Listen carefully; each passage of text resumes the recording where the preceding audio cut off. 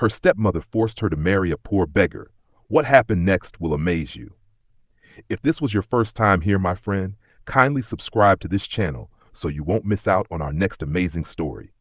Once you had done that, then let's dive in. Amaka was once the kind of girl whose laughter filled a home like sunshine. She grew up in a small village where neighbors greeted each other warmly and families gathered under mango trees to share stories in the evening breeze. Her father, Mr. Okafor, adored her more than anything, and her mother, gentle, soft-spoken Mama Chi, always said Amaka was the joy of her life. But all of that changed the year sickness visited their home. At first, it was just a small fever. People believed Mama Chi would get better with herbs and rest. But the fever grew stubborn, refusing to leave. Day by day, her voice grew weaker, her skin paler, her energy almost gone. Amaka prayed every night, crying into her pillow. One cold, windy evening, Mama Chi called Amaka close. "My daughter," she whispered weakly, placing a shaking hand on Amaka's cheek. "You are a bright light. Don't ever let the world dim you." Amaka shook her head, crying. "Mummy, please don't talk like that. You will get better. You will." But Mama Chi only smiled, the type of smile people smiled when they knew the truth but didn't want to scare the ones they loved. And that night, her mother slept and never woke again. The entire village mourned. Amaka cried until her eyes were swollen. Her father sat outside the compound for hours, staring at the sky like a man whose heart had been ripped out. For weeks, the house felt cold, empty, as if laughter itself had died. Months later, when reality started settling painfully, people began to whisper, "Okafor cannot stay alone. He needs a woman to support the home. Amaka is still young. She needs a mother figure." Pressure mounted. Eventually, her father remarried. That was how Suzanne entered their lives. The first month, Suzanne pretended to be nice. She cooked. She swept. She smiled at Amaka with a sweetness that felt too sharp to be real. Her father believed the house was finally becoming lively again. But Amaka knew she could feel something dark behind Susan's eyes, something cold. The pretense didn't last long.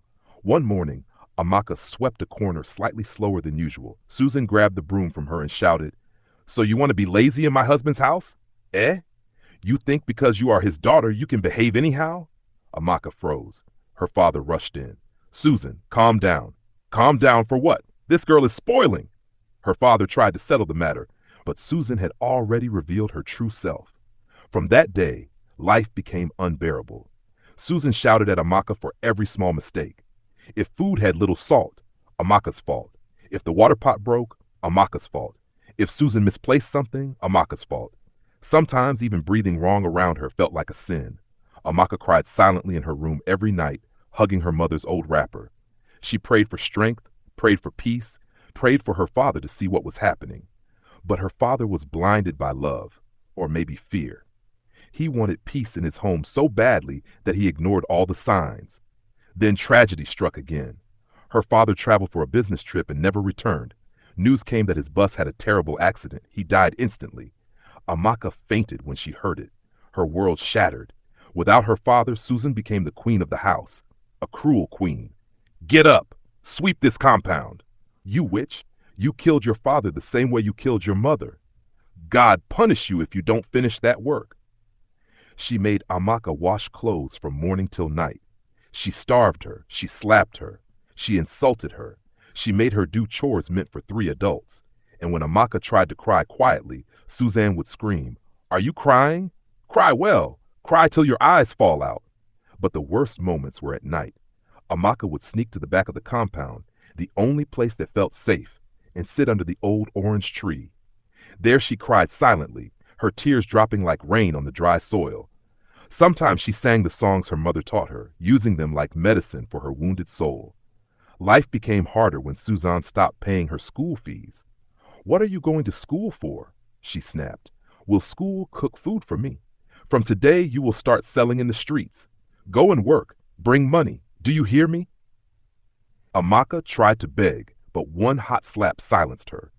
The next morning, Susan gave her a tray of oranges and pushed her outside. "That is your new life. Go and make money." Amaka carried the tray on her head and walked through the dusty streets, her eyes still swollen from crying. Children her age were in uniforms heading to school. She looked at them with pain.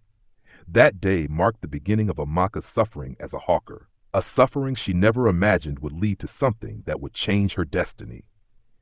Every evening when she returned home and handed Susan the money she made, the woman would still find something to complain about. "You only sold this? Are you useless?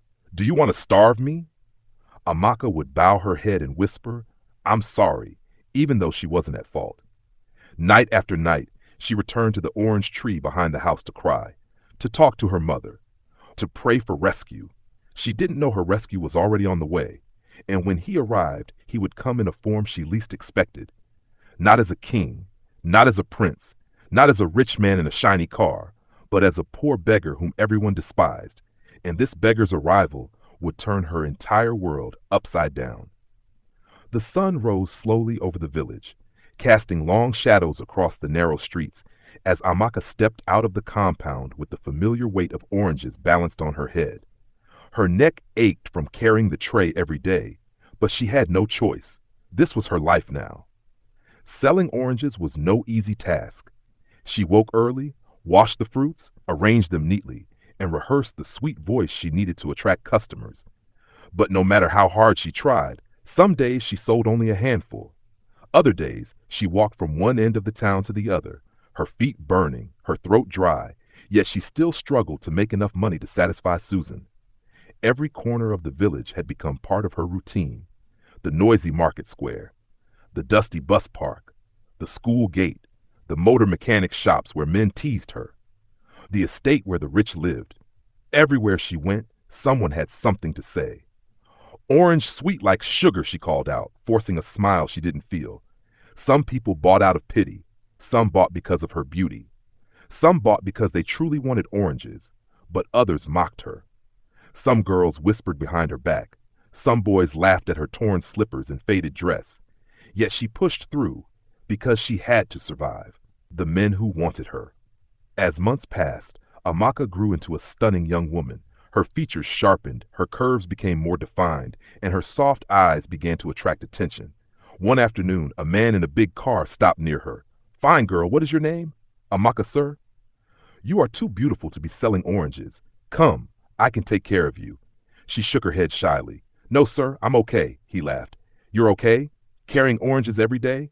Let me marry you. I will give you everything you need." Amaka politely refused. But that was just the beginning. Soon, many wealthy men started approaching her. Some promised marriage, some offered money, some even tried to follow her home. Amaka avoided all of them, not because she hated them, but because she knew Suzanne's reaction would be terrible. And she was right.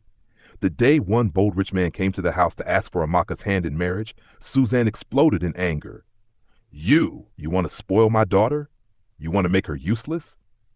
Before the man could explain himself, Susan rushed inside, boiled water, and came out with steam rising from the pot. "Leave my house before I pour this on you." The man ran for his life. Susan hissed. "Nonsense. Nobody will come and carry my housemaid away." Amaka cried silently that night. She wanted a better life. She wanted peace. But Susan had blocked every path to happiness. Obinna entered the town. Then one day, something unusual began happening in the village. People noticed a strange man walking around. A man with dirty clothes, dusty feet, and a long, tired face. A man who begged for food, water, and coins. He said his name was Obinna. Every morning he walked to the market. Every afternoon he begged near the bus park. Every evening he slept under the abandoned shed at the edge of town.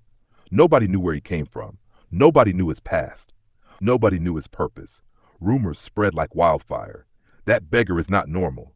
Where did he come from? He doesn't talk much. He just watches. His eyes are strange. Maybe he escaped from somewhere. Some young girls mocked him openly. "Dirty beggar, don't come near us. You stink. Go and bathe." Why is he always sitting where girls gather? Is he trying to look for wife like this? Obinna ignored the insults. He never shouted back. He never got angry. He just watched quietly. His eyes observed everything, especially Amaka. One blazing afternoon, Amaka's throat felt dry from walking in the sun for too long. She had only a little water left in her bottle. But when she reached a quiet corner of the market, she saw Obinna sitting on the ground. His lips were cracked. His eyes looked tired. His body seemed to beg for strength. Something inside Amaka softened. She slowed down, walked closer, and stood in front of him. Obinna looked up slowly, surprised that she wasn't insulting him like others. "Good afternoon," she greeted quietly. He nodded weakly. She took the last of her water and handed it to him. Then she picked 3 oranges from her tray and dropped them beside him. "I don't have much," she said softly, "but you look like you need it more than I do." Obinna blinked slowly, shocked by her kindness. "You need help too," he whispered. "So why are you helping me?" She smiled sadly. "I know how it feels to need help. But even if I'm struggling, at least I have water to drink and food to eat. You look like you haven't eaten in days." Obinna's eyes glistened with emotion. Nobody had spoken to him gently in a long time. Nobody treated him like a human being, except this girl selling oranges. "Thank you," he whispered. His voice trembled slightly. "You don't know what this means to me." Amaka nodded and turned away, continuing her hawking. But something changed in Obinna from that moment. Her act of kindness pierced deep into his heart. And from that day onward, he began to follow her quietly, not to harm her, but to understand her, to learn her story, to see who she truly was. He watched her from a distance, watched how she endured insults without insulting back, watched how she endured heat, hunger, and suffering with patience, watched how she still smiled at customers even when tears hid behind her eyes. Every day she reminded him of something rare, a pure heart. And soon, his purpose in her life began to unfold. The sun had barely risen, yet the village was already buzzing with one topic: Obinna. People gathered in small circles at the market square, whispering like Harmattan wind brushing dry leaves. Some said he came from a faraway land. Others claimed he carried charms in the sack slung across his shoulder. A few even swore they saw him talking to a goat at midnight. Whatever the truth was, one thing was certain: Obinna's presence disturbed the peace of Nteje. Mothers warned their children not to look at him too long. Young men avoided crossing his path. But young women, they stole glances when they thought no one noticed. And through all the noise, Obinna walked quietly, calmly, as though the world around him did not exist. The day he saw her, Amaka had finished hawking for the morning and stopped by the stream to rest. Her shoulders ached, and the straps of her tray had left marks on her skin. She knelt and scooped water into her mouth, sighing as the coolness settled in her chest. Behind her, leaves rustled. She turned sharply.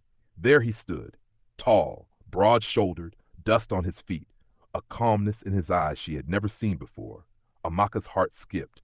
But instead of fear, something else washed over her: curiosity. "You look tired," Obinna said, his voice deep but gentle. "I'm fine," she replied quickly, adjusting her wrapper. Do you want water?" Obinna nodded once. Amaka held out her small calabash. He drank slowly, watching her over the rim. When he finished, she reached for her tray. "You can take some oranges," she said shyly. "You look hungry." A faint smile tugged at his lips as he picked 2. "Thank you, Amaka," he said softly. She froze. "How did you know my name?" He looked at her for a moment, eyes steady. "I have seen you around." With that, he turned and walked away. Amaka stood there, shocked, confused, and strangely warm inside. Before evening, news had spread through the village. Obinna talked to Amaka at the stream. Some people shook their heads. Some clicked their tongues, and others whispered things that reached Susan's sharp ears. Susan did not take it lightly. The next morning, Amaka resumed her orange hawking. Business was slow, and her heart still fluttered from the strange encounter. But she felt it again. A presence. Footsteps. Every time she turned, she saw nothing, except the shape of a man disappearing behind a tree or a fence. Obinna. He watched her from a distance, not aggressively, not threateningly, but like someone studying something precious, something he was trying to understand. Amaka's fear slowly turned to confusion. Why was he following her? What did he want? The villagers noticed too. Women whispered, men frowned, children pointed. Susan burned with anger, and Amaka's life was about to change in a way she could never have imagined. Morning came slowly to Nteje, sliding across the rust-red soil like a shy visitor. Amaka had barely slept. Every time she closed her eyes, she saw Obinna's calm face at the stream, the strange softness in his eyes, and the way he watched her from a distance. She didn't know whether to be afraid or something else. But she had no time to think about that now. She needed to sell, needed to earn, needed to avoid Susan's anger. Amaka tied her wrapper, balanced her tray of oranges on her head, and set out into the village. Today was different. The whispers grew louder. People acted as though some invisible news hung in the air, something only the villagers understood, something only she seemed confused about. Everywhere she went, she heard her name mixed with another. Amaka, Obinna. The words made her stomach tighten. The shadow became a protector. Amaka was heading toward the market square when she felt it again, that quiet presence behind her. She didn't turn. She didn't run. She simply whispered to herself, "It is him again." Obinna followed her, not too close, not too far, always keeping a respectful distance. He walked like someone who had a purpose, someone who already knew his destination, but was in no rush to reveal it. At first, Amaka wanted to confront him. Then she remembered the warnings. Don't talk to strangers. Don't let men follow you. Don't let your stepmother hear of this. But another voice inside her whispered, "He has not harmed you." So she kept walking. It was midday when Amaka reached the busy part of the market. A group of young men blocked the narrow pathway. These were the same boys who laughed at her torn clothes, insulted her, and sometimes kicked over her tray just for fun. Amaka, the suffering girl, one of them sneered. "Where's your husband?" "Oh, wait, you don't have one because you're too poor," another added. They laughed loudly. Amaka lowered her gaze. "Please let me pass." "Or what?" the tallest boy asked, stepping in front of her. He flicked one of her oranges, sending it rolling into the dust. Oops. A few women in the market watched, shaking their heads but saying nothing. No one dared to challenge these boys. Amaka bent to pick her fallen orange, and a chill went through the crowd as a voice rumbled behind them. "Move." The boys froze. Slowly they turned. There stood Obinna, covered in dust, eyes calm but dangerously deep, shoulders wide enough to make the three boys step back instinctively. "Who is this one?" the tall boy asked, forcing confidence into his voice. "Someone you shouldn't test," Obinna replied. He walked forward until he stood beside Amaka. His presence felt like a shield, a solid wall, a silent warning. "Do not touch her," he said. The boys looked at him, looked at each other, and, like frightened goats, scattered in different directions. The market murmured. A stranger had defended the poorest girl in Nteje. Amaka swallowed hard. You didn't have to." "I did," he said simply. Their eyes met for a moment. Something deep passed between them. Something neither understood. The market incident spread faster than Harmattan fire. By the time Amaka was returning home, villagers were already whispering. He protected her. The stranger defended the orange girl. Is there something between them? Every word floated straight to Susan. The moment Amaka stepped into the compound, Susan stormed out, wrapper tied tightly around her waist, eyes blazing. "You," she screamed. "So you have started disgracing me in this village, Abby? After everything I have done for you?" Amaka stepped back. "I didn't do anything." "Shut that mouth." Susan slapped her tray to the ground. Oranges scattered everywhere. "You think I didn't hear? A strange man is following you, protecting you, collecting water from you. And you want to bring shame to this house?" Amaka's lip trembled. "Mama, he only helped me. I didn't ask him." "You still have the mouth to talk?" Susan raised her hand again, but a loud knock interrupted the moment. Bam! Bam! It was heavy, firm, commanding. Susan turned angrily. "Who is knocking on my door like a mad person?" She marched forward, flung the door open, and froze. Standing at the entrance was Obinna, the same man she had heard rumors about, the same stranger everyone feared. Dust clung to his skin. His eyes were fixed, unshaking. "I came for Amaka," he said. Susan's mouth fell open. "For what?" Obinna stepped forward. "I have chosen her." Silence fell upon the compound like a thick cloud. Amaka gasped. Susan grabbed her wrapper tightly. Even the goats nearby stopped chewing. You must be insane," Susan finally shouted. "Who are you to come here and claim my stepdaughter? Do you see the poverty around you? Do you think she is free? Do you think she can just follow any man that appears?" Obinna didn't blink. "I will marry her." Amaka's legs became weak. Susan burst into laughter, loud, mocking, bitter. "You? Marry her? With your torn slippers and dusty bag? Over my dead body?" But Obinna didn't step back. "I'm not asking," he said quietly. "I'm telling." Susan's laughter stopped. Something shifted in her expression, a mix of anger and fear. Amaka grabbed her wrapper nervously. "Please, what is happening?" Obinna looked at her, and for the first time she saw something clear in his eyes. Purpose. Decision. Something final. You will come with me, he said. Amaka's heart pounded. But I don't even know you. You will, he replied. Susan shoved Amaka toward him. Take her and go. She is nothing but a burden. At least now I won't waste food on her. Amaka stumbled forward. Mama, please, don't call me Mama, Susan barked. Obinna placed a steady hand on Amaka's arm. Let's go. Amaka looked back at the only home she had ever known, even if it was filled with pain, and felt her chest tighten. But she walked, because there was no choice, because fate had already taken her hand. The journey began. They left the compound. Villagers peeked from windows. Children followed them at a distance. Women whispered loudly on purpose. Amaka walked beside a man she barely knew, heart trembling, mind filled with questions. Where was he taking her? Who was he? Why did he choose her? And what awaited her at the end of this journey? She didn't know, but she knew one thing. Her life would never ever be the same again. The sun dipped behind the tall palm trees as Obinna and Amaka walked deeper into the narrow bush path that led out of Ninteje village. The evening breeze stirred gently, but Amaka's heart was anything but calm. Every step she took felt heavier than the last. She kept glancing behind her, hoping, maybe praying, that someone would call her back. Even if it was Susan, even if it was anger, at least it would mean she still belonged somewhere. But the only sound behind them was the crunch of leaves and distant voices fading away. Obinna walked quietly ahead, his dusty slippers brushing the uneven ground. His grip on the torn traveling bag was firm and steady. He looked like a man who had already made up his mind, a man who rarely changed decisions. Amaka finally gathered the courage to speak. Where are we going? Obinna didn't stop. To where you will not suffer again. Those words should have comforted her. Instead, they wrapped around her with confusion. How can I follow someone I don't know? She whispered. You will know me, he replied softly. Back in the compound, chaos erupted. While Amaka followed Obinna down the lonely bush path, her stepmother Susan paced the compound like a madwoman. Neighbors flocked around her fence, asking questions. Is it true she followed him? We heard the stranger came to claim her. Did you chase her away?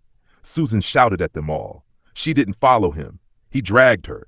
That useless girl wants to disgrace me. Let him go and destroy her life. But deep inside Susan's chest, panic swirled. If the girl truly married this strange beggar, if he later came back to demand bride price or land rights, if the villagers accused Susan of selling the girl off, it would shame her. And shame was something Susan never tolerated. She stormed into her hut and snatched her wrapper. I must go after them, she barked. But before she could step out, Amara, her daughter, appeared at the entrance. Her expensive wig tilted slightly, her nails freshly painted, her expression icy. Mama, leave that girl, Amara said. Susan flared up. You don't understand. If she marries him, they will say I sold her. Nobody will respect me again. Amara folded her arms. And what if he is not what people think? Susan scoffed. And that beggar, that dirty man with a sack? Amara smiled thinly. A knowing smile, a dangerous one. Sometimes poor people are not poor people, she whispered. Silence hung over Susan's compound after Amara whispered. Sometimes poor people are not poor people. Her words floated in the air like smoke, unsettling Susan's heart. She stared at her daughter, confused. What do you mean? Susan asked, her voice shaky. Amara folded her arms, shook her head, and sighed. Mama, I'm saying that life is deeper than what eyes see. She turned away, leaving her mother more restless than before. But by then, Amaka and Obinna were already far from home, on the road to a new life. The sky had begun to dim, painted with streaks of fading sunlight. Amaka walked quietly beside Obinna, her eyes swollen from crying and her mind heavy with confusion. Every step away from Teja village felt strange, like she was walking into a story she didn't understand yet. Grass brushed against her legs. The evening breeze was chilly. She wrapped her old wrapper around herself and whispered, Obinna, where are we really going? To a place where your tears will end, Obinna answered calmly. But his calmness confused her even more. She glanced at him from the corner of her eye. For a beggar, he walked with too much confidence. His shoulders were strong, his steps were firm, his voice carried authority. Who exactly was this man? Minutes turned into an hour as they followed a long, dusty footpath. Just when Amaka thought they were heading to another village, Obinna turned onto an unexpected direction, a smooth road leading toward a richer settlement. Are we passing here? Amaka asked nervously. Yes, Obinna replied. As they approached the estate-like area, fences grew taller, houses shinier, and the environment cleaner. Amaka became afraid. Obinna, let's take another road. If the owners of these houses catch us, we are finished. Obinna kept walking. Obinna, please, she whispered. Poor people don't walk near rich men's houses at night. Let's go. He didn't respond. Instead, he led her straight toward the biggest mansion in the entire area. A tall white building with sparkling lights, tall glass windows, and a golden gate. Amaka froze. Her heart dropped. Obinna, please, she begged, pulling his arm. Let us go before the owner comes out and arrests us. He stopped walking. He turned to her slowly. And with a calmness that felt unreal, Obinna reached into his pocket. He pulled out a key. Amaka's eyes widened. Obinna, where did you get that? If you stole it, drop it. Let us run. But he didn't run. He didn't drop it. He walked confidently to the gate, inserted the key, and pushed it open with ease. The massive gate swung inward. Amaka gasped loudly. Obinna, what is happening? Are you the gatekeeper here? He looked at her gently. No, he started walking inside. Amaka didn't follow. She stumbled backward instead. Obinna, stop! If they catch you inside someone's house, he faced her fully. Amaka, this is my house. She froze completely. Her lips parted, but no word came out. He stepped closer, his voice soft. I'm not a beggar. I never was. Amaka's heart hammered inside her chest. Then why? Why were you begging? Why did you come to the village like that? He inhaled deeply. I was tired of fake love. Too many women wanted my money, not me. So I hid who I was. I lived simply. I watched people. And then he looked at her with a warmth that made her knees weak. I met you. A girl who gave me water when you had little. A girl who gave me food though you were starving. A girl who didn't insult me or mock me like the others. Tears filled Amaka's eyes. Obinna continued. I followed you because I needed to be sure of your heart. You proved it again and again, and when your stepmother pushed you away, I knew it was time to bring you home. Amaka broke down crying. She fell to her knees, both hands on her face, sobbing into her palms. God, is this real? She whispered. After everything, after all the suffering, you remembered me? Obinna knelt beside her. Not just remember you, I choose you. She cried harder, thanking God over and over. When she finally lifted her head, her tears were mixed with a shaky smile. So, what happens now? Obinna took her hands gently. Now we plan our wedding. Amaka's breath hitched. Her lips trembled. Wedding? Yes, he said softly. I want you to be my wife. I want the world to know you are mine. I want to give you a life you never dreamed possible. Amaka trembled with emotion, overwhelmed by the sudden change in her destiny. He guided her into the mansion. Inside was like stepping into heaven. Shiny floors, glowing lights, expensive furniture, everything sparkling as though angels lived there. Amaka turned slowly, stunned. Obinna, this is your home? It is ours now, he corrected gently. Her tears flowed again. They stood in the middle of the grand living room, the future unfolding like a miracle around them. Obinna spoke again, voice steady with certainty. We will fix a date. We will call a pastor. We will start a new life far away from pain. Amaka nodded, wiping her eyes. I don't deserve all this. Yes, you do, Obinna whispered. And that night, they sat together, planned their wedding, talked about colors, guests, and the future. Amaka glowing with hope she never imagined she would feel. Her suffering was ending. A new life had begun. The morning sun rose softly over Obinna's mansion, its warm glow filling every corner of the home that now belonged to him and Amaka. For days, preparations had filled the air, tailors coming in and out, decorators fixing flowers, cooks arranging food, and neighbors from the wealthy estate greeting Amaka with respect she had never known before. Every night before she slept, Amaka would sit on the balcony and whisper to herself, "Is this really my life now?" And every morning, Obinna reminded her gently, "Yes, this is your new beginning." The wedding was set for Saturday, 4 days after Obinna revealed who he truly was, and every day leading up to it was filled with shopping, planning, and constant disbelief. Amaka's joy knew no bounds. Obinna bought her new clothes, jewels, head ties, and wrappers so beautiful she cried while touching them. "You deserve better," he told her again and again. And finally, the wedding day arrived. The wedding morning.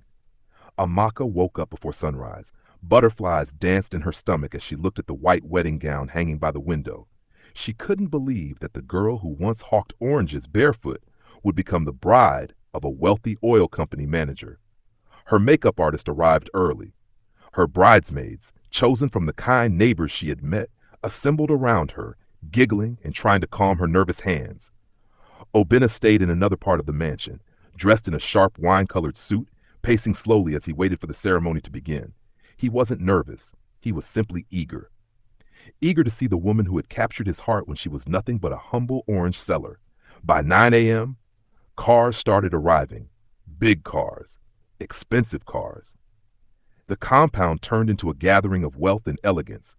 Yet the bride Amaka remained the same humble girl with the same soft heart. At the church. The church was decorated with gold and white flowers. People filled every seat. The choir sang softly. Cameras flashed as guests took their positions. Obinna stood at the altar. Then the doors at the back of the church opened. Every head turned. Every mouth fell open. Amaka stepped in, radiantful, glowing like a queen from heaven. Obinna's heart skipped. He whispered to himself, "Thank you, God." Amaka walked down the aisle slowly, tears of joy already forming in her eyes. Every step reminded her of her life, her suffering, the insults, the loneliness, and now her miracle. When she reached Obinna, he held her hands gently, reassuringly. "You look perfect," he whispered. She blushed, unable to speak. The pastor smiled warmly. "Shall we begin?" The wedding interrupted. Halfway through the ceremony, just before the exchange of vows, the church door swung open loudly. Everyone turned. It was Susan. Her wrapper was tied in a hurry. Her face was covered in sweat and tears. She ran down the aisle barefoot, crying loudly. The entire church murmured. Amaka gasped softly. Susan reached the front, fell on her knees, and held Amaka's gown tightly. "Amaka, please," she cried. "Forgive me. Forgive everything I ever did to you. I was blind. I was wicked. I treated you like trash." The church went silent. She wept uncontrollably on the floor. "I didn't know God had prepared this kind of destiny for you. I didn't know I was pushing away a child that heaven had blessed. Amaka, Biko, don't let your hatred follow me into old age." Her tears soaked the wedding gown. Amaka knelt down beside her. "Mama," she said softly, "I forgave you before today. I forgave you the moment I left your house." Susan sobbed harder. Amaka wiped her tears with her bare hands. "I won't hold anything against you," she whispered. "God lifted me, and I want him to lift you too." The church clapped. Even Obinna wiped a tear. Susan hugged Amaka tightly, shaking from relief.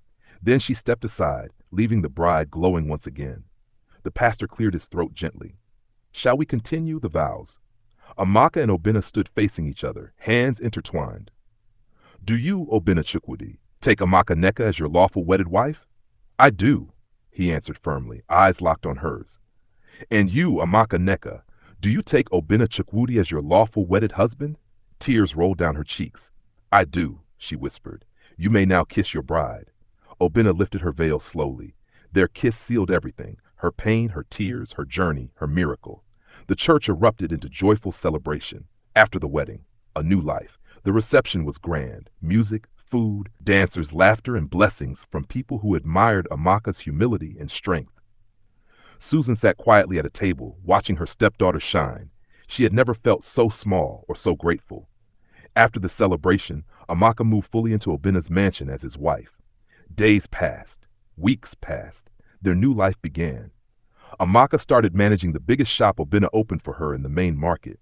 She was hardworking, disciplined, and respectful. Everybody loved her. "She is a blessing," the shop workers said. Obinna continued his job at the oil company, returning home every evening to a warm, loving wife waiting for him. They prayed together, ate together, grew together, and lived in peace and joy. Amaka never forgot where she came from. She never treated anyone badly. She helped widows, orphans, and poor girls who suffered the way she once did. Her heart remained pure, and Obinna loved her more every day. Together, they lived happily ever after. Moral lesson: 1. Never look down on anyone. Tomorrow can change their story. 2. A pure heart will always attract true blessings. 3. Goodness given in times of suffering returns multiplied. 4. God does not forget the tears of the innocent. 5. Kindness can open doors no one expected. Thanks for watching. If you enjoyed this story, please like, subscribe, and share so others can enjoy it too.